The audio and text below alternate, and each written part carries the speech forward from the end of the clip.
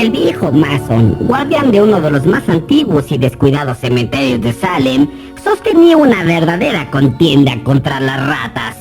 Hacía varias generaciones se habían asentado en el cementerio una colonia de ratas enormes procedentes de los muelles.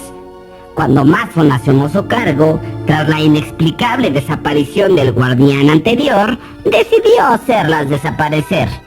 Al principio colocaba trampas y veneno. Más tarde intentó eliminarlas a tiros, pero esas hordas voraces se multiplicaban e infestaban el cementerio. Eran grandes. Mason las había visto del tamaño de un gato, y cuando los sepultureros descubrían alguna madriguera, comprobaban con asombro que por aquellas malolientes galerías cabía sobradamente el cuerpo de una persona. Mason se asombraba de las extraordinarias proporciones de estas madrigueras. Recordaba ciertos relatos inquietantes que le habían contado al llegar a la vieja y embrujada ciudad de Salem. Ya habían pasado los viejos tiempos cuando persistían cultos perversos y ritos orgiásticos celebrados en honor a algunas antiguas deidades. Pero todavía se alzaban las tenebrosas casas de leprosas fachadas, cuyos sótanos, se decía, aún celebraban ritos que desafiaban la cordura. Algunos viejos aseguraban que debajo de Salem había cosas peores que los gusanos y las ratas. Mason, acostumbrado a los abominables ratas, temía de los rumores sobre ciertas horribles criaturas que moraban en las profundidades de la tierra y tenían poder sobre las ratas, a las que formaban en bestiales e incontenibles ejércitos. Se decía que algunos cuerpos habían sido robados de las sepulturas con el fin de celebrar asquerosos festines subterráneos. El mito del flautista de Hamelin era una leyenda que ocultaba un horror blasfemo, y según algunos, los negros abismos habían parido abortos infernales que jamás salieron a la luz del día. Mason no hizo mucho caso de semejantes relatos, y no podía dejar que la existencia de las ratas fuera conocida, pues se iniciaría una investigación, en cuyo caso tendrían que abrir muchas tumbas, y aunque hallarían señas de la actividad de los roedores, también descubrirían cadáveres mutilados muy comprometedores para Mason. Los dientes postizos suelen hacerse de oro puro, y a sus dueños ya no les servirán de nada, por lo que remover las piezas dentales era un negocio bastante provechoso para el viejo enterrador, además de negociar los cadáveres con médicos y estudiantes poco escrupulosos. Mason se las había arreglado para negar la existencia de las ratas, pero en cada incursión tenía que luchar con los monstruosos roedores que horadaban los extremos de los ataúdes para sacar los cuerpos inertes, como si una morbosa inteligencia dirigiera los instintos de estos diablillos.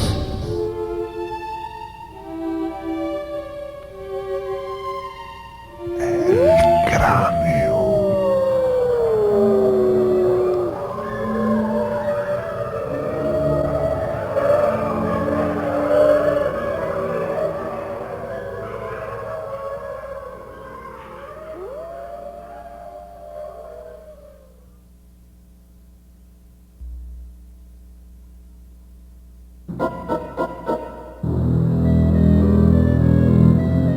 Mason se encontraba frente a una tumba abierta.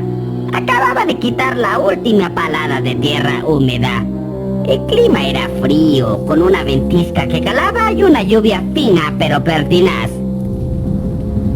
El viejo Mason sacó de su bolsillo una lámpara para llevar a cabo su sacrílego negocio, cuando de repente se quedó rígido. Bajo la tapa de madera del ataúd donde se encontraba parado, sintió un rebollir inquieto, como si algo arañara o se revolviera dentro de la caja.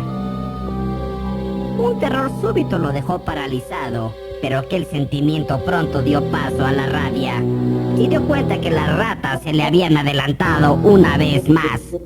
El viejo rompió la tapa y enfocó el haz de la luz hacia el interior. El ataúd estaba vacío, pero percibió un movimiento en la cabecera. Por el orificio que se conectaba con una galería oscura, vio que un flácido pie desaparecía. Mason se arrodilló en el ataúd y trató de jalar el cadáver, pero en medio de un millar de chillidos agudos y agitados, las ratas lograron arrebatarle el botín. Mason traía consigo su revólver. Teniendo en la mente las mancuernillas y anillos del oro del difunto, se prendió la linterna al cinturón y se aventuró por el negro boquete. El túnel era angosto, pero podía ver cómo los zapatos del muerto se arrastraban al final de aquella oquedad. Mason trató de seguirlo lo más rápido que podía, pero había lugares donde apenas podía pasar. El aire era irrespirable por el hedor a carroña y putrefacción. En su trayecto el codicioso hombre cruzó por muchas bocas de túneles adyacentes. Las paredes estaban húmedas y pegajosas.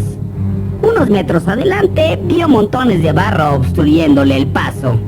En ese instante comprendió lo horrible de la situación. El corazón le dolía solo de pensar en un desprendimiento de tierra. Decidió abandonar la persecución, aunque ya casi alcanzaba al cadáver. También se dio cuenta de algo inquietante. No podía dar la vuelta.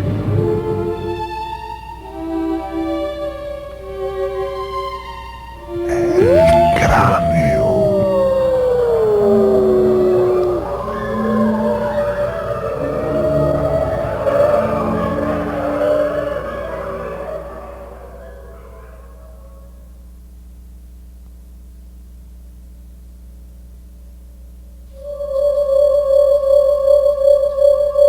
Antes de que el pánico le hiciera presa, recordó uno de los túneles adyacentes. Retrocedió y con una maniobra dolorosa logró enfilarse hacia la salida. Cuando iniciaba el regreso, sintió como una punzada le atravesaba la pierna. Sintió unos dientes afilados en sus carnes y pateó frenéticamente mientras los chillidos excitados se escabullían. Al empujar la linterna hacia atrás dejó escapar un gemido de horror. Una docena de enormes ratas le miraban atentamente y sus ojillos malignos brillaban bajo la luz. Eran bichos enormes y deformes. El resplandor de la luz se reflejaba en sus pequeños dientes rojizos. La luz detuvo un momento a los animales, pero no por mucho. Mason sacó su pistola y aun con la posibilidad de herirse, el hombre disparó hacia la peluda muchedumbre. El silencio que vino después del estruendo del disparo pronto terminó ante el ruido de cientos de patas moviéndose rápidamente sobre las frías y legamosas superficies de la madriguera. Se le amontonaron sobre las piernas, mordiéndolo y chillando de manera enloquecedora. Mason gritaba mientras echaba mano de la pistola nuevamente. Ahora, las ratas se alejaron un poco. Una enorme rata gris se paró en seco y se quedó mirándole, sacudiendo sus largos bigotes y moviendo de un lado a otro, muy despacio, su cola áspera y pelada. Mason disparó y la rata desapareció. Continuó arrastrándose y se detuvo junto a la negra abertura de un túnel lateral, cuando descubrió un bulto informe sobre la tierra mojada, un poco más adelante. Pero pronto se dio cuenta que era un cuerpo humano. Se trataba de una momia negruzca y arrugada, y Mason se dio cuenta, preso de un pánico sin límites, que se movía hacia él. La luz de la linterna descubrió apenas a unos centímetros de su rostro a una calavera casi descarnada, con ojos vidriosos, hinchados y saltones, con una extraña e infernal luz en ellos. Al avanzar hacia el aterrorizado Mason, aquel horror abrió sus pustulosos y babeantes labios para dejar escapar un gemido sobrenatural, mientras en su rostro se dibujaba una mueca de hambre ominosa.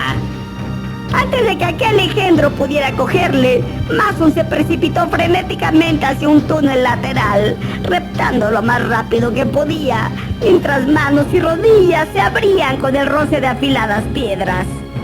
Con chillidos triunfales, las ratas dejaban ver sus espantosos dientes anaranjados, pero Mason se las quitó de encima por algunos segundos. Siguió arrastrándose hasta que volvió a ver a aquella rata gris, enorme, leprosa, maldita, mientras la tierra húmeda iba desprendiéndose del techo. Temiendo otro desprendimiento, el jadeante Mason continuó hasta adelante. Se dio cuenta del cambio de superficie sobre la que se movía. La tierra apestosa y mojada daba paso al fino raso. Se dio cuenta que había entrado a un ataúd vacío, que aquella espantosa y negruzca visión lo había hecho cambiar de rumbo. Trató de incorporarse, pero una pesada tapa y 3 metros de tierra se lo impidieron. Respiraba con dificultad. El calor y el hedor eran insoportables. En el paroxismo del terror arrancó la tela del ataúd sin lograr abrirlo. Una agonía candente penetró en su pecho. El pulso le dolía en el globo de los ojos. Parecía como si la cabeza le fuera a estallar. Y de súbito escuchó los chillidos triunfales de las ratas. Comenzó a gritar, enloquecido, pero no pudo rechazarlas esta vez. Durante un momento se revolvió histéricamente en su estrecha prisión y luego se calmó, boqueando por falta de aire. Cerró los ojos, sacó la lengua ennegrecida y se hundió en la negrura de la muerte, con los locos chillidos de las ratas taladrándole los oídos.